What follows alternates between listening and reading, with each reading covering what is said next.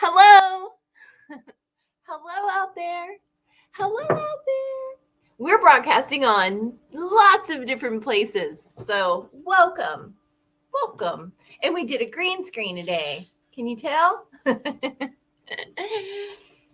Ton. Hey. How you doing? Fine. So,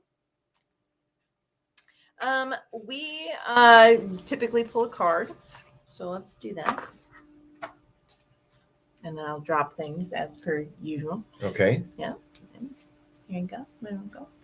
There it is. Good. Oh, we did this one. Okay. Happiness. Okay. Hi, y'all. Say hi to us. Life is like a sausage machine. Oh, God. These cards are not pulling out very well. Life is like a sausage machine. No. If you put garlic into a sausage machine, you get garlic flavored sausages. Oh, my. When people put fear into their minds and bodies, they get fear flavored results. But what happens when you imagine putting feelings of happiness, freedom, abundance, peace, and fulfillment into your sausage machine? Delicious. If you're not sure what you've been putting into your sausage machine, check the flavor of your sausages. This will give you a clear indication of what ingredients you've been using. What ingredients do you now choose to put into your sausage machine? Hint, start feeling now the way you'll feel when you've got what you wanted. This is a sincere sentiment. Hi, Kenny. That's a joke from yesterday. Oh, is it? Yeah. Hi, y'all. Say hi to us when you come on. Great. So what you put in, you get out. You know, other ways of saying that is garbage in, garbage out. Good things in, good things out. And it's very interesting, actually. I posted our blog post of the five top reasons to become a clinical hypnotherapist. I put that out there to a big open group. And what they said, somebody made a comment and they said, meh. Like, okay, where is this going to go? They said, meh. People just want a pill.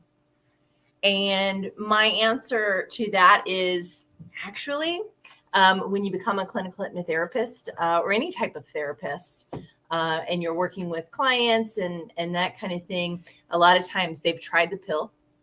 They've tried to go down a traditional route, and they have found that it wasn't working for them. And so our client base, a lot of them were people who didn't find any success with what they were doing and who the treatments that they had. I myself could not be on antidepressants, and I had an anxiety disorder. So it was impossible for me to get any kind of traditional type of pill treatment because I was intolerant to the medication. My body just would not accept it. So he's going into, I guess, look at us. So yeah, it's that to me is kind of a garbage mindset, because it is saying it's putting a limitation on the on what we're doing. You know, it's saying, oh well, nah. You know, I see people just wanting a pill, and I seen the opposite. Thousands and thousands of clients later, is that people want to have a solid solution that will last a lifetime. Where was that posted at? Oh, that was in You Are Healer. It's a different group. Was it a hypnotherapist who commented? No.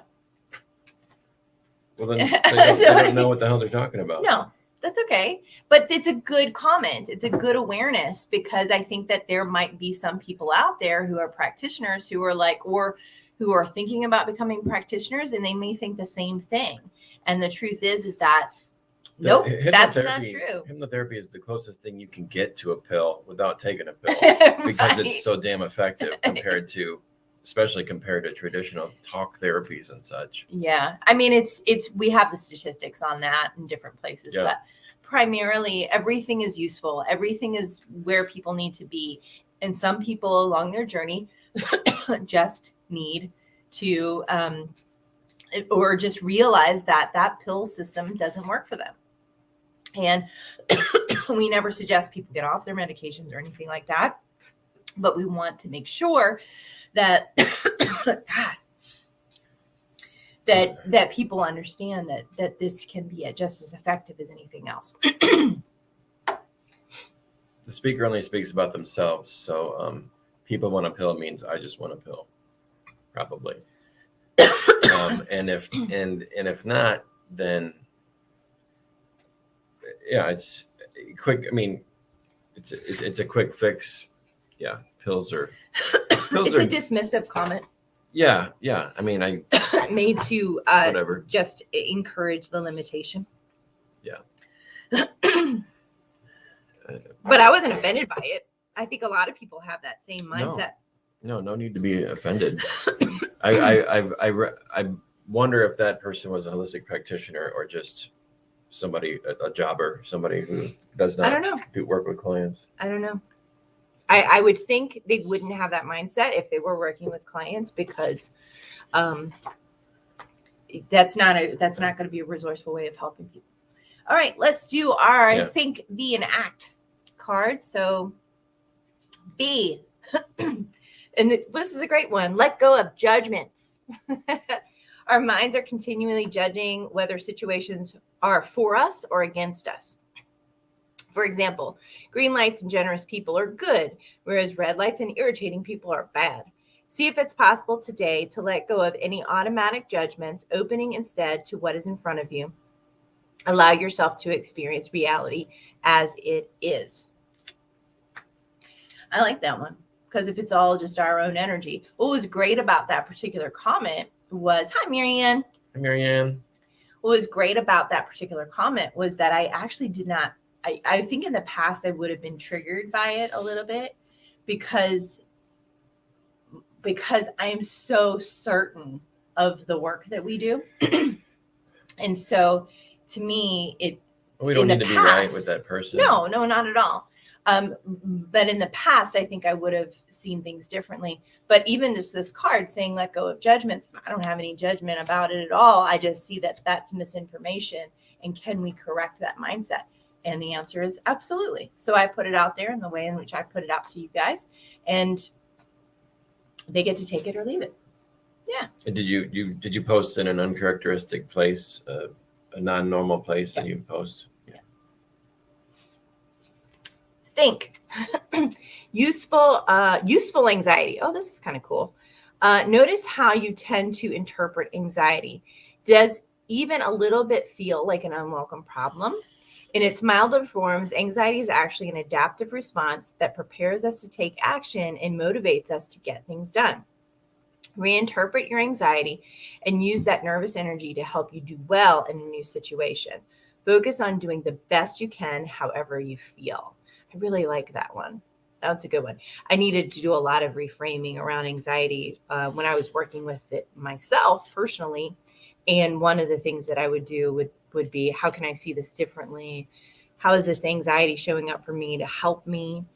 How is this a help me any problem that I might have? And let's see what our act is. Focus outward. You can't see it. Focus outward. Plan a conversation today in which you'll focus your, we did this one yesterday. So check out episode 9. Batch actions. Notice any opportunities to reduce your overall workload by doing bigger batches of repetitive tasks at home or at work. For example, cut up vegetables at the beginning of a week that you will use over the next few days rather than cutting a small amount of vegetables every day. Reinvest the time you save into your important relationships. Oh, I like that. Yeah, you're good with that. You're good at systematizing and helping people, helping us get really clear on our goals and where our time is being put in and where it should be, put into. Mm-hmm. Yeah. Let's see. These cards are genius. What are they? I needed that on anxiety right now. Thank you. And who are you? I want to see you. And these cards are the CBT deck. CBT deck, and it's by Seth Gillingham. So that's what it looks like. These are great. These are really, they are nice. Yeah, really good. So let's move that out of the way. What would you like to talk about today, Todd? Well, nothing comes to mind, but I mean, could tackle anything. So one of our students was talking about, we have a private Facebook group for our hypnotherapy students that are getting their certification with us. And I asked just a simple question today and just said, hey, what is one of the concerns that you have? Hey, Gigi. What is one of the concerns that you have? And one of the concerns was procrastination. So do you have anything for us on procrastination and how our students can get clear on that? Yeah. Hi, Yeah. say hi. How important is it to get something done? Procrastination is it's like fear in disguise, and some people use it as a motivator to wait to the last second to do something because in their heads that guarantees that they'll do it, and get it done. Which I understand the mental process involved with that, but it's kind of like cramming for a test the night before versus studying every night for a week. You're going to have better retention, you're going to have a better product, that kind of thing. So there's a high incentive to eliminate procrastination, because you just end up with better results by not waiting to the last second. So I think that's pretty self-evident across the board. The next step becomes, breaking down that wall, and telling your mind that, okay, we're not going to wait anymore. We're going to start doing this, So start asking yourself questions like, what are the secondary gains? What am I getting out of waiting? What kind of a hit am I getting out of waiting? What's it doing for my ego? Am I getting praise, power, pleasure, safety by doing that? Is it, I'm trying to think about when I was a procrastinator and what I think it, like what I got out of it. I'm like thinking of like my college days in particular. And I remember there was like a power hit, or a pleasure hit, or I'm just going to enjoy this TV show, instead of doing my homework. And I'll do the homework later. And it just getting pushed back. It's like a bizarre kind of twisted pleasure of like squeezing the juice out of an orange kind of a thing. But it's really kind of messed up because it's not real pleasure. There's really dread underneath there. And you end up doing your homework after midnight or something, or not doing it at all. So yeah, I think it's a twisted kind of pleasure that we get out of doing that. I don't think it's not worth it. And the way to overcome it is to start taking baby steps. What's one thing I can do proactively every day? Start small, make it really simple, and start building up that muscle, start strengthening that muscle, for whatever it is. It could be really tiny. And I think the main goal with any kind of thing like this, exercise is a really great example too, because if you do too much, then even if you're motivated one day, you do too much, you do a lot or more than you should, then your mind will balk the next day, or soon after, because you can't keep up that intensity if you haven't gotten your mind on board, right? Yeah. So I think the same could go for overcoming procrastination or anything else like that. And that is take small steps and do them successfully. And if you experience a setback, then scale back the goal a little bit, do a little bit less, but still do something that day or the next day or whatever, Right. So constant motion, constant action on a daily basis, whether the task, no matter how small the task is the way to overcome it, because you're building up that mental muscle of like willpower and resolve and tenacity, and you're teaching that ego mind that it's not worth me getting something out. Whatever I've been getting out of waiting isn't really worth it to me. Yeah. And it's not serving me. And you can even write down and journal affirmations about how it's not serving you, and just build up that resolve. Because at the end of the day, you know, when you as you overcome procrastination, you become more productive, and their ego mind starts to quiet down because it's not winning the secondary gain battle anymore. Then you start realizing, oh crap, look at me. I can get things done. I can do things. And I mean, you're exercising like choice, and you're getting out of victimhood, and you realize more becomes possible as a result of doing whatever that small willingness every day. You know, I'm going to take this dish and move it into the sink that's been sitting here near the couch for the last week. Okay, that's something, you know, start there. Right. Anywhere. If it's small, you know, I'm going to water the plants or whatever.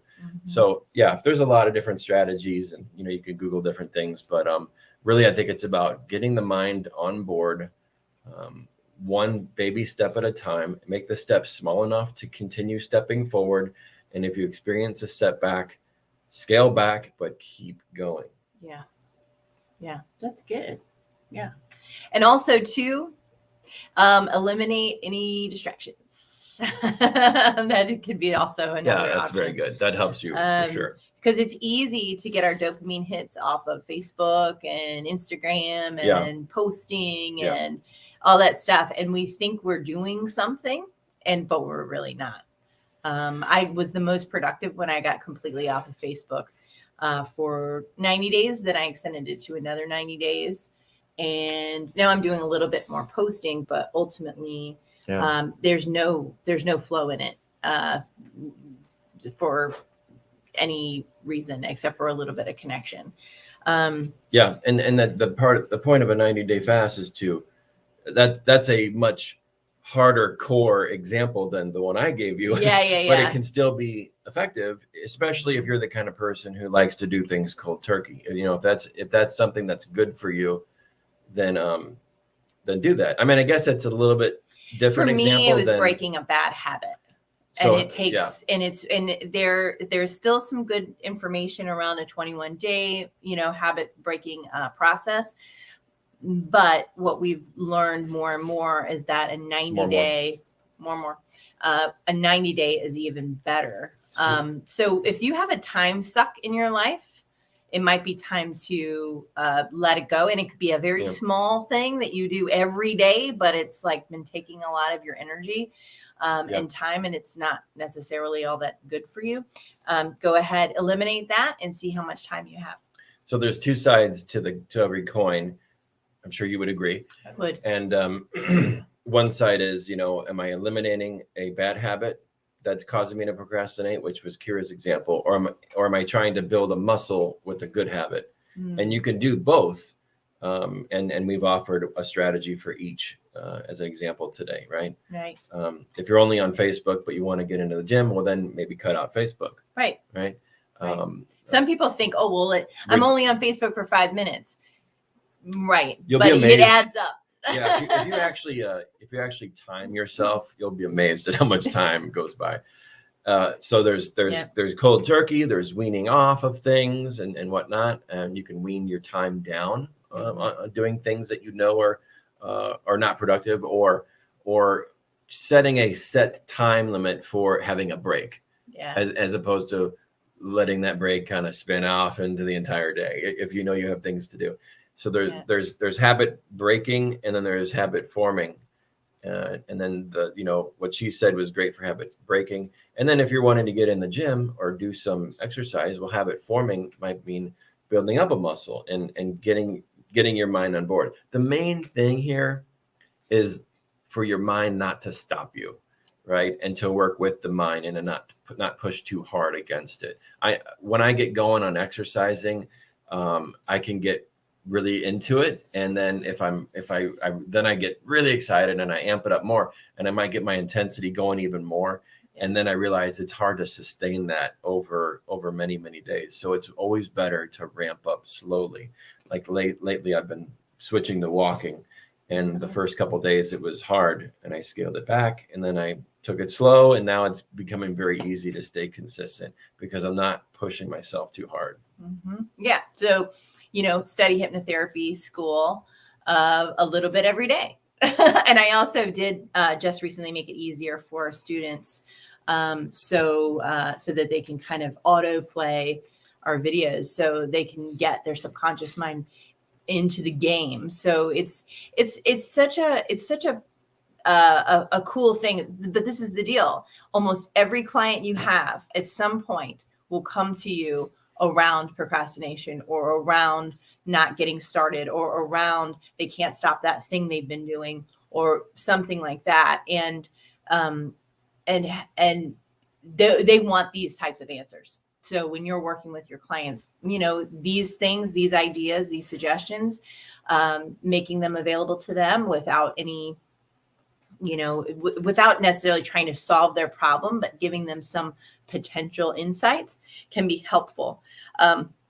But they may not be, you may not want to be their accountability partner in it. And sometimes they come to you thinking, oh, well, you'll just hypnotize me and I'll stop eating that thing, or I'll start eating that thing, or I'll stop smoking, or I'll stop. But really what you're doing with your clients is you're helping them to get those good positive suggestions into their subconscious mind so that they naturally make better choices. But you don't necessarily take away that urge or that impulse that's going to probably be there, and they have to learn how to work around it to the best of their ability until that impulse naturally goes away because it's no longer being fed neurologically. And so there's a lot of tentacles to it, and it's not a quick fix. So when you work with your clients, know that there's no one and done session. It's a process. It's an unfolding process. Yeah. And procrastination is often symptomatic of larger, deeper things going on. It's more of a symptom than anything else. Mm-hmm. And procrastination is, I've noticed people who kind of lack willpower having procrastination issues. But again, it could be tied to anything and lots of other tentacles, like you said. Yeah. I have no willpower. like if you put a bag of M&Ms in front of me, it's done. It's done, son. So that just we find ways to work around it. Well, yeah. I mean, you do have willpower. I do. I have willpower to eat all those M&Ms. You have willpower to own and operate 2 businesses. Yeah. You have willpower to take care of personal things, chores, all kinds of things. Those are a priority for me, and that's the difference. If you know your why. Simon Sinek he wrote a book called, I think, Know Your Why or something, and that I would suggest looking him up and taking a look at that book or looking at some of his YouTube videos, because honing in on that and getting super clear will help you to we have so many books, like they're just spread all out, and he's just grabbing a book. It'll help you to get really clear about why it is that you want this thing, you want to keep doing this thing, you want to start this thing, or you want to stop this thing. Everybody has a core why. And once you get to it, you're going to be unstoppable. Nobody's going to be able to convince you otherwise to do it any differently or any less, or have less focus on that thing. So think about that for a moment. You're becoming a clinical hypnotherapist, or you are working with people, or you are wanting to expand into better health and wellness. You're wanting to create a better life experience, whatever it might be. Knowing why you want to do that thing will keep you on that path, right? It's Carolyn. Yippee! I just finished my second client for the day. Woohoo! Congratulations. Yes, she is just recently graduated at Schaefer Institute of Hypnosis. And we love her. Love her. So. Yeah. I think procrastination might even fall into the self-sabotage arena. And with self-sabotage is tricky because a lot of times when self-sabotage seems to come up, it's not, it doesn't always mean a bad thing. Sometimes it means you just really didn't want to do it. Like your heart wasn't in it. And so you haven't been doing it, even though you said it's the thing you wanted, So procrastination can happen for things that we have to do that we may not want to do. But it can also happen for things that we say we want, but we really don't, because our actions aren't showing us that we're headed in that direction. Right. So it's a good time for information gathering as to decide, what am I really wanting? Know your why, right? Yeah. If you see things like procrastination or self-sabotage happening, because when you are in alignment with your why and you are in your flow, and you're, whatever you do well, you're in your jam, you're just doing it, you're kicking some butt kind of thing. There is no procrastination. There's no self-sabotage. You're enjoying yourself. You're in the flow, and time kind of goes by effortlessly, and the work that you are doing is effortless. It doesn't feel like grinding, So if you ever feel like you're grinding, then it might be time to look at your why again, and the symptoms of the grinding is procrastination, self-sabotage. And you don't get your why. You don't get not thing. Very fulfilling, Yeah. Procrastination. No, I like that procrastination. Face. Look at that face. That's pretty good, John. I'm great at faces. You are. Elastiface. So I pulled this card in the NLP Belief Busters.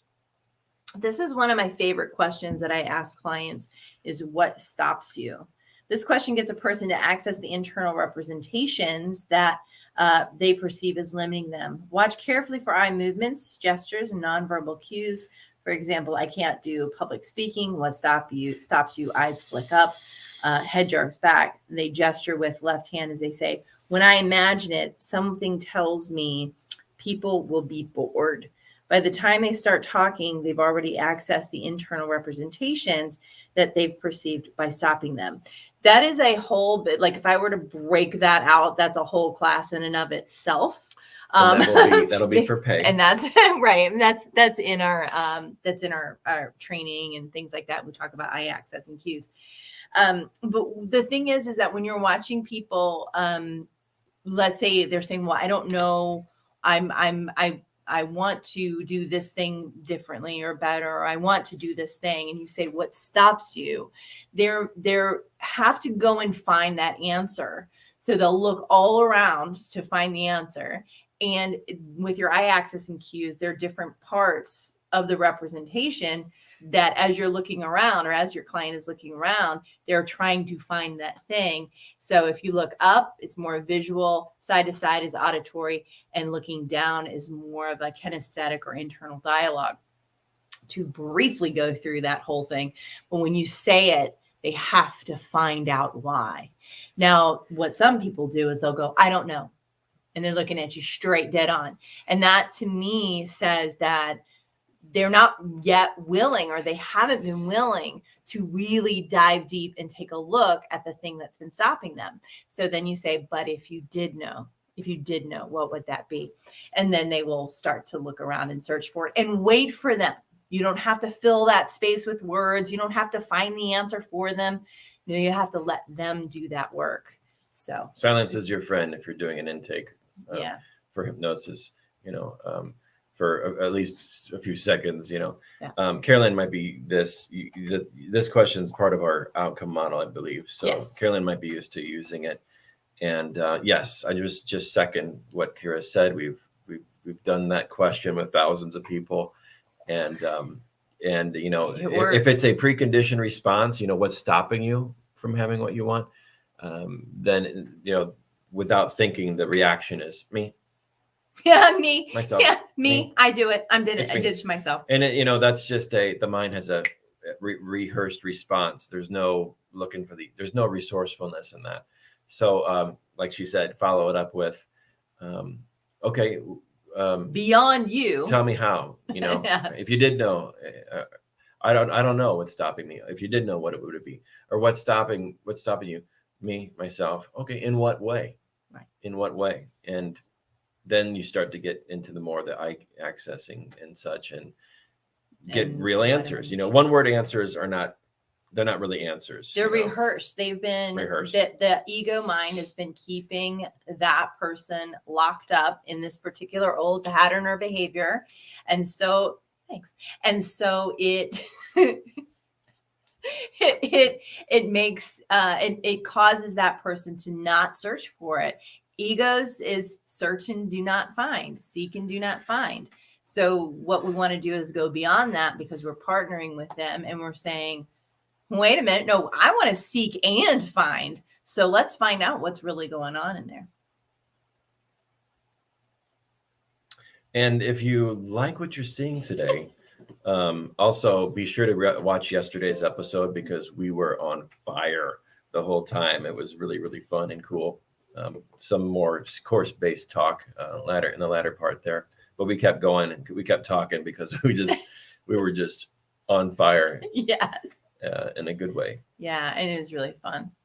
And and then today it's a bit more about hypnotherapy, working with clients, and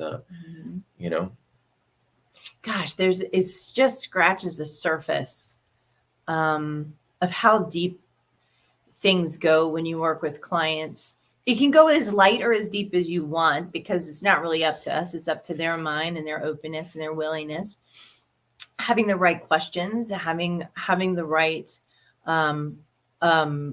loving pursuit of connection with your clients to help them to shift and change. Those things are all what goes into it, and utilizing every experience that they have is empowering, and it can really help them to transform.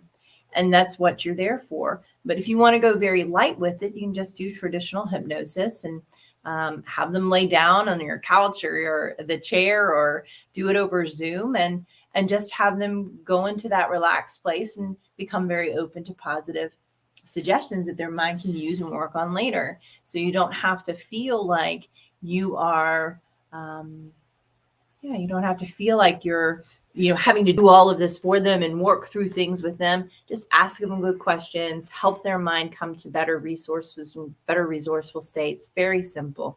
And then do some traditional hypnosis with them to help them to cultivate a better communication between themselves and themselves, right?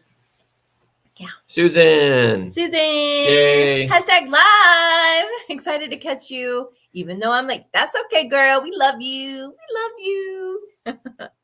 And Kenny Jaworski. Do you encounter hostility with clients? Who? He hasn't. I have, but it's. I don't consider people hostile, really. I mean, what is that? What's that mean to you? Yeah, maybe I need to be more clear on that. Hostility with clients. I've had somebody come at me with a big old ego reaction to what they were experiencing. Like, did they raise their voice, or were they arguing? No, they weren't necessarily just straight up attacking me. They were just having anger and having an emotional release. Resistance to, maybe a little resistance, but not really. No, I've not had anybody come to me and be like, well, I hate you and I hate what you're doing or anything. I mean, I've had people challenge me on different things. Strong resistance to the process. Yeah, if it's strong enough, they don't come in for the appointment. If they are coming in, then at least some part of them is open. And every client is going to be different. Thanks for asking, Kenny, by the way. Yeah, that's a good question. Every client's going to be different. And some people who come in for like habit replacement and stuff can be, not always, can be a little bit more protective or resistant because they're just looking for some external thing to change about what they do, which in their mind is the opposite of going inward to work on some kind of a root cause. But generally not. Generally, people who come want help. They want help, and there needs to be some kind of willingness. And if there's none, well, then I might tell them straight out. I mean, I could see that you're highly resistant. The hypnosis probably isn't going to work because you need to be open and you need to chill out and relax a little bit. But they don't know, to those few people who were highly resistant or up in arms is my definition of resistant or hostile. Not hostile, just resistant. Those people, they don't know that being highly resistant means something isn't going to work very well for you. I mean, when have you brought in a highly resistant attitude to anything and it work out really, really well?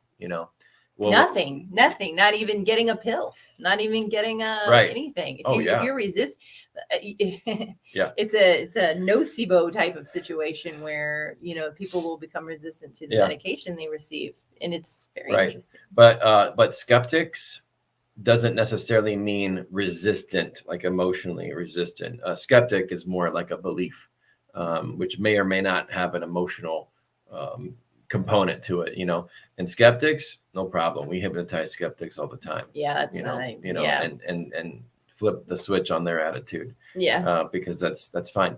But you got to be really, really resistant to even, and why would those people even walk into your clinic? I don't know. But we qualify. So whenever we teach people how to do hypnosis, what we do is we help them learn how to qualify their clients so that they do not, they don't go past that gateway. That gateway is there for a reason. If they're just coming to kick the tires, I don't want to work with you. I don't want to work with you, unless you can show me in the next 30 minutes that there is something that you really want to shift or really want to change in your life. Right. And if you don't, I'm not going to waste my time or my energy when somebody else could be taking that spot, So yes, I have seen resistance, but usually it goes away, especially with a loving attitude and a positive attitude towards them. I've seen really good things. People sometimes have come in crossing their arms across their chest and saying, "Show me what you got," and then they end up later on being very grateful for the time that you spent with them because their ego is just not wanting to make that change. And once it sees that it's possible, if they wouldn't be in your seat if there wasn't some part of them that was hoping for change, even if it looks resistant. I mean, it's just fear. It's just fear. If it's not love, it's fear or some derivative of it. So if you have that in mind, then just know that person is scared to ask you to help them feel better, and it's just coming out as resistance. So, but it's okay. It works out. Yeah. And the way we teach our students to qualify people as to whether or not you should be working with them is all included in our certification. Yeah. Qualifying so wonderfully. Teach in the beginning to end the client journey. Teach beginning to end client journey. Yeah, we do. That became very important for us. And we learned that early on that, boy, oh boy, we need systems to qualify the clients, because initially we started with Groupons and things like that. And you're going to run the whole gamut, the whole spectrum of all kinds of different people, most of whom get Groupons on a routine basis to try different things out. And that's fine and dandy. But that kind of person isn't necessarily the same type of person who is truly investigating the therapeutic benefits of doing something. They can be the same person, but they're generally, you're going to get more wild cards. And that's why we needed systems to help to vet some of these people and find out, okay, why are you really here? What are you wanting? Do you want to relax? Do you want to just try this out? Or do you really want to work on something? Yeah. He said, Kenny says, nice to ask him. It comes up after they show up within the process. And he said, gotcha. So I think we answered his question, but I like that. Masking if it comes after they show up within the process. The only time it would show up for me is when we were getting really, we were getting ahead. We were getting really into like things are starting to shift for them. Things are starting to change. And then they would start to, I think that they would start to feel some resistance because they would start to be like, oh, the ego is starting to die off. And so then that resistance would come up. So, in my experience, there was no hostility that shows up after working with the client. I would say resistance. Resistance, yeah, not hostility. No, hostility is like next level. But after people experience hypnosis the first time, they are so floored by it that they I mean, that's why we did these $20 coupons and such through Groupon, and then we did it in-house because we knew that if people got a chance to experience hypnosis, that a lot of them who were needing it and wanting it, and then they experienced the tangible benefit right then and there. It wasn't like they had to do some other kind of talk therapy forever and ever and see if it did anything. And which talk therapy is very viable in a lot of different situations. But it's just not as quick. It depends on the situation. Yeah. But it depends on the situation. But I don't want to limit anybody pursuing psychology. As a matter of fact, we've partnered with psychologists, we partner with other types of therapies and doctors because it's important to use everything at their disposal. Right. And I'm not dogging that at all. There have been times where we've had to refer people out to psychologists who have much more training than we have. But it's like the right tool for the right job kind of thing. And you can gain a lot of traction with hypnosis and especially for first timers, for people who are brand new to therapy, hypnotherapy is like a gateway therapy, because if it feels good, it's like, oh man, this is great. Look at that. I can feel better by doing something therapeutic. And then they ended up, a lot of times they ended up buying sessions or packages of sessions with us as a result of having tried it out and seeing that it felt amazing. And things started moving the needle for them and their fears or anxieties. It's so much easier to buy something once you've tried it and it's worked. Yeah. Give it a test drive. That's it. So let's see. And Susan, if you're still here, our Facebook Live yesterday was phenomenal. You would love it. It had a lot to do with course and whatnot. We were really doing some cool stuff. Yeah. Freestyling. We're having fun. Freestyling. Yeah. All right. Well, is there anything else we have or we want to talk about or connect on or what is this? Anything you want. Anything you want. All you can handle. Oh, this is interesting. Well, this one it just says, so you believe. It's a card. I'm going to catch it. Awesome. So you believe blank.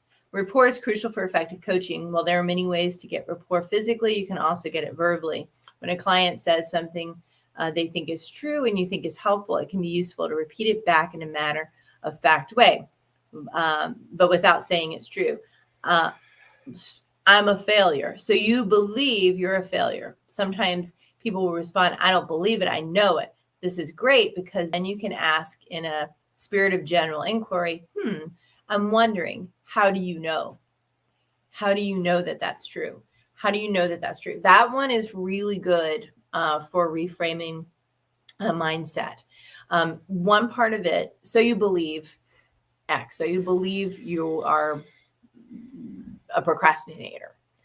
You believe you're a procrastinator. Actually, Todd did it with me just a moment ago. He said, well, actually, you have willpower. You did a business, you do this, you do this, you do this. And he showed me one, that he heard me, and he showed me two where I might have been believing in error.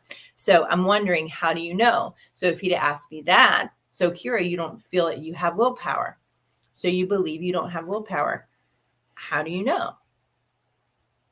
I might be able to come up with a few ideas, but then all of those things could also be countered in another way and say, well, that's interesting, but is that absolutely true 100% of the time?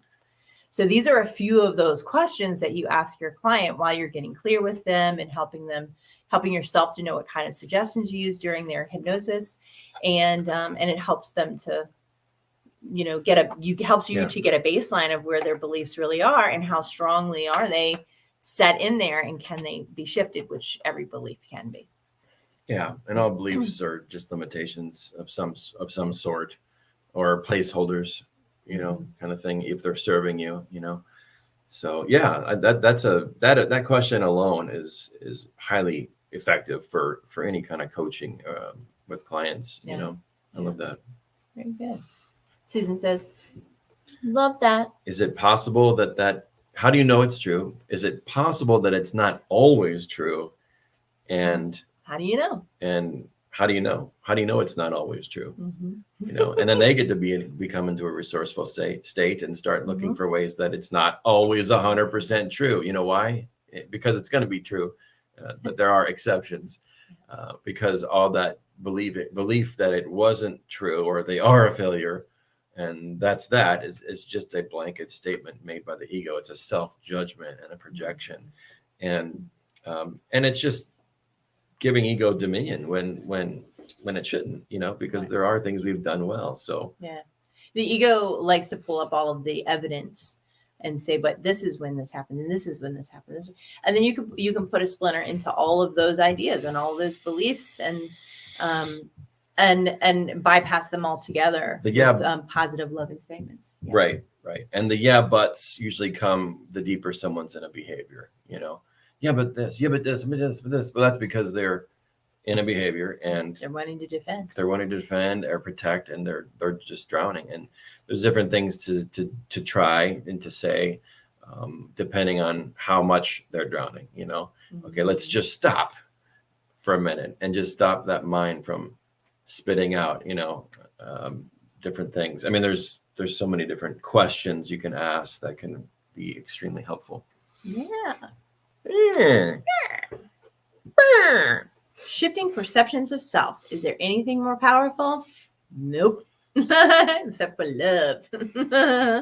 And love is what helps to shift the perceptions of self. Yeah. The egoic self. Love fills in when you shift any false perceptions. Yeah. Ultimately. Ego so loves to be right. Oh, yeah. True. So true. All right. Well, does anybody have any thoughts or feelings or want to ask us any questions? Thoughts, feelings, questions. Available. Condiments. Ketchup, mustard. Relish.